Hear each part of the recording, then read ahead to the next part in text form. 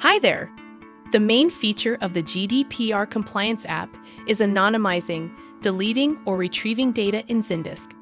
But sometimes, there is a department within a company that only requires ticket anonymization, while others may need to remove user data without impacting ticket information. In such cases, you can just create process preference presets based on your goals and select any before processing. And here's how you can do it.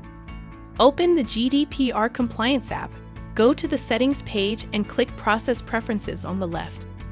Now, on the top of the page, you can find tabs with 3 types of processes: deletion, anonymization, retrieve. Let's begin with deletion. To start, click Create New Preset and type in preset name. Then, you can add extra information in the description field, but this is not required. Below, we have deletion preferences. If you want to delete a contact's tickets and the contact itself, leave this option enabled. But to delete only contact's tickets, disable it by clicking the button. To finish, click Save. Next, let's create a new anonymization preset. Fill in the name and description. Then, in the Ticket Anonymization Preferences block, you need to configure the data that you want to remove during ticket anonymization.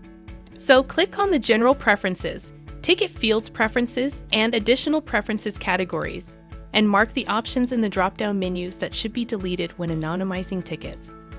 Do the same with Contact Anonymization Preferences to specify the data you want to delete during contact anonymization and save the settings. As an example, we created a preset that anonymizes only contact information and does not affect tickets. Moving on to creating a new Retrieving Preference preset. So name it and type an optional description. Select additional data, such as attachments or private comments, to include in the retrieving process and click Save.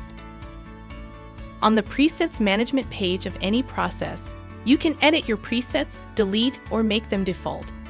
To start using your personalized presets, launch a GDPR process, type in the name, and select the necessary preset. And you're ready to run the process. If this tutorial is helpful, please subscribe to our channel and visit our website growththought.com.